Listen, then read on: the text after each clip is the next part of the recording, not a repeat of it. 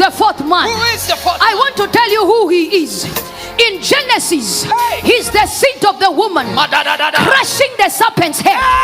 In Exodus, he's the sacrificial Passover lamb. In Leviticus, he's the high priest. My God. In Numbers, he's the pillar of cloud by day and the pillar of fire by night. My God. In Deuteronomy, he's the prophet to come.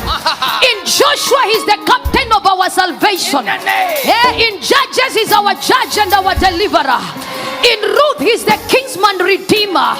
In 1st and 2nd Samuel, he's the trusted prophet. Yes. In 1st and 2nd Kings, he's the ruler of our nation. Jesus. In 1st and 2nd Chronicles, he's the reigning king.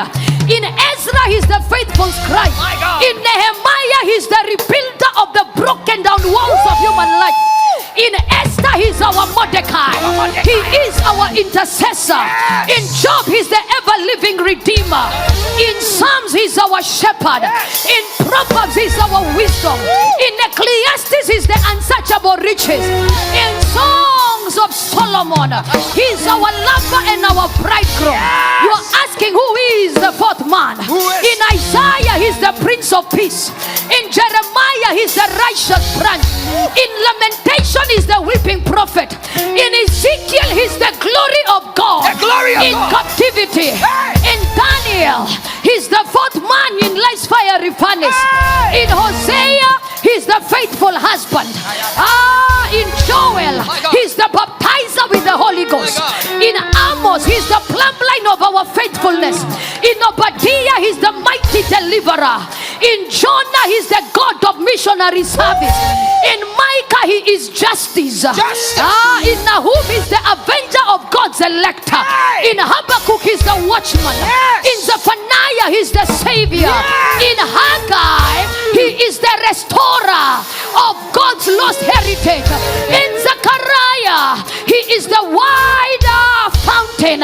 In Malachi, he's the angel with healing in his wings. In Matthew, he's the Messiah. In Mark, he's the servant miracle worker. In Luke, he's the Son of Man. In John, he's the Son of God. In Acts, he's the Holy Ghost with fire. In Romans, he's the justifier. In 1st and 2nd Corinthians, he's the sanctifier. In Galatians, he's the redeemer from the curses of the law. In Ephesians, he's the foundations. In Philippians, he's the supplier. In Colossians, he's the fullness of the Godhead. In 1st and 2nd Thessalonians, he is the soon coming King. In 1st and 2nd Timothy, he's our instructor. In Titus, he's the faithful pastor. In Philemon, he's a friend that sticketh closer than a brother.